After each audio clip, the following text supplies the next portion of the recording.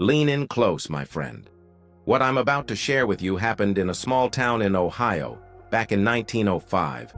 It's the kind of story your grandfather might have told you on a quiet evening, when the world moved slower and wisdom came wrapped in simple truths. This is the story of Thomas Murphy, and how one ordinary man discovered something extraordinary. Thomas Murphy had calloused hands and tired eyes. Every morning he unlocked the same wooden door to Murphy's general store. Every evening he counted the same meager coins, $3, maybe 4 on a good day. But oh, how his heart burned with bigger dreams. You see, Thomas lived in interesting times. The railroad had just reached their town, bringing with it men in fine suits who spoke of fortunes made overnight. Oil speculation, land deals, railroad stocks. These men would stride past Thomas's dusty window, their gold pocket watches glinting in the sunlight, talking of thousands made in a single day. And Thomas? Thomas sold flour and nails. One Tuesday afternoon in March, as Thomas swept the same worn floorboards he'd swept 1,000 times before, the bell above his door gave its familiar chime. In walked Henrik Anderson, the old Norwegian clockmaker. Henrik moved like winter honey, slow, deliberate, never wasting emotion. "Good afternoon, Mr. Murphy," Henrik said in his gentle accent, placing a small cloth bundle on the counter. Thomas glanced up, distracted. Through his window, he could see another wealthy investor stepping out of a fancy carriage. "Afternoon, Henrik," the usual oil and screws? But Henrik didn't answer right away. Instead, he studied Thomas with those pale, blue eyes that seemed to see straight through to a person's soul. "You look like a man carrying a heavy burden, young Thomas." Thomas let out a bitter laugh. "Heavy? Try crushing. I'm 28 years old, Henrik, 28. And what do I have to show for it? This," he gestured around the modest store. "While men my age are making their fortunes." Henrik was quiet for a long moment. Then slowly he reached into his pocket and placed something on the counter.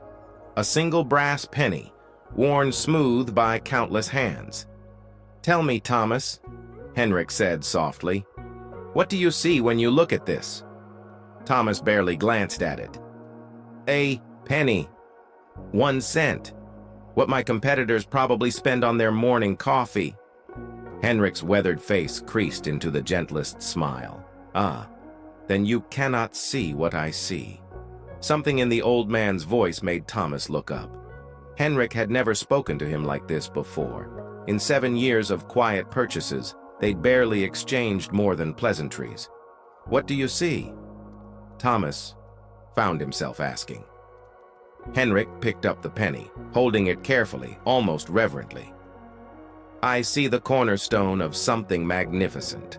Thomas, let me tell you about the clock tower in our town square." Thomas knew it well. Every citizen did. The magnificent clock tower with its intricate brass workings, its melodic chimes that marked each hour. It was the most beautiful thing in their entire county. "That tower," Henrik continued, "began with this penny.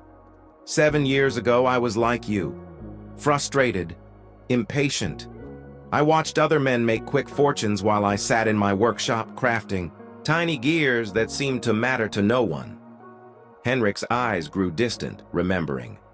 "I had a dream of building something beautiful, something that would outlast me. But I had no money, no investors, no grand plan, just this penny. And a crazy idea."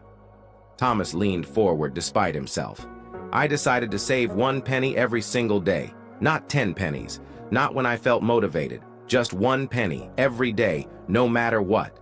And each day I would craft 1 small piece of my dream, 1 gear, 1 tiny spring. Work so small that some days I wondered if I was fooling myself."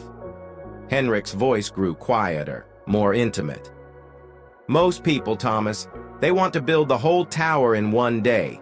They save up for months, then spend everything on 1 grand attempt. But grand attempts fail. They crumble under their own weight because they have no foundation." The old clockmaker held up the penny again.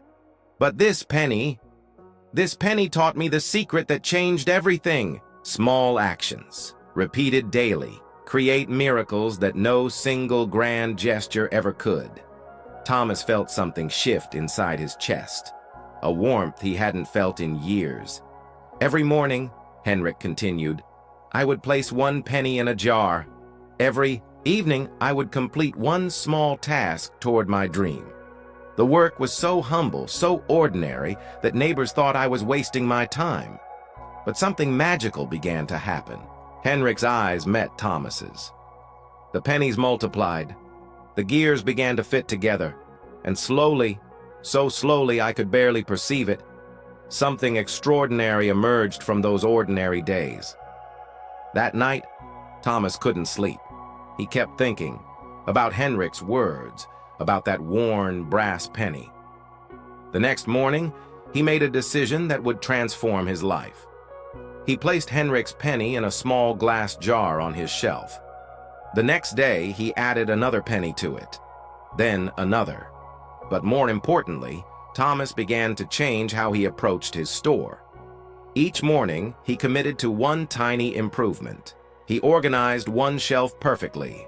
He learned one new detail about a regular customer. He polished one section until it gleamed. The changes were microscopic. Most people didn't notice them at first. But Thomas noticed something remarkable happening inside himself. Each small action seemed to create energy for the next one. Each penny in the jar whispered possibilities. Each tiny improvement made him feel more capable, more hopeful. Months passed like seasons. Thomas's penny jar grew steadily.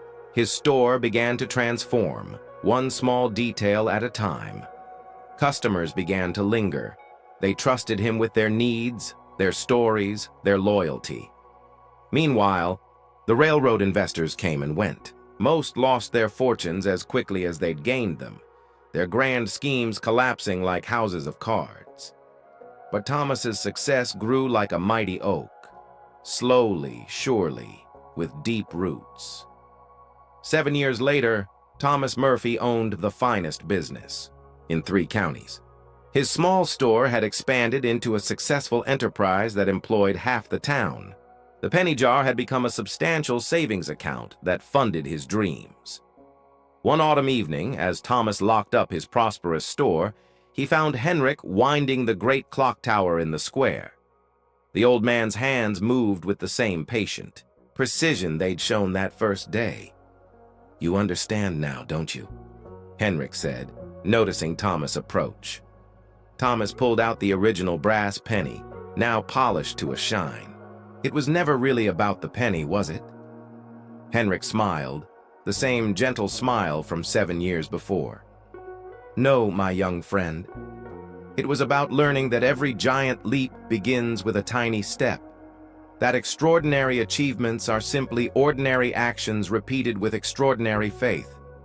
The clock tower chimed the hour, its beautiful tones carrying across the quiet town.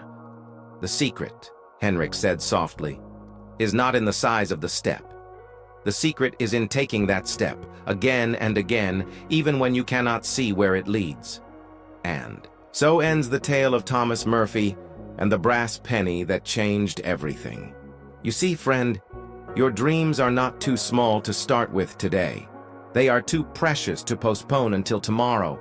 The power to transform your life lies not in grand gestures, but in the small step you take right now, and the one you take tomorrow, and every day after that.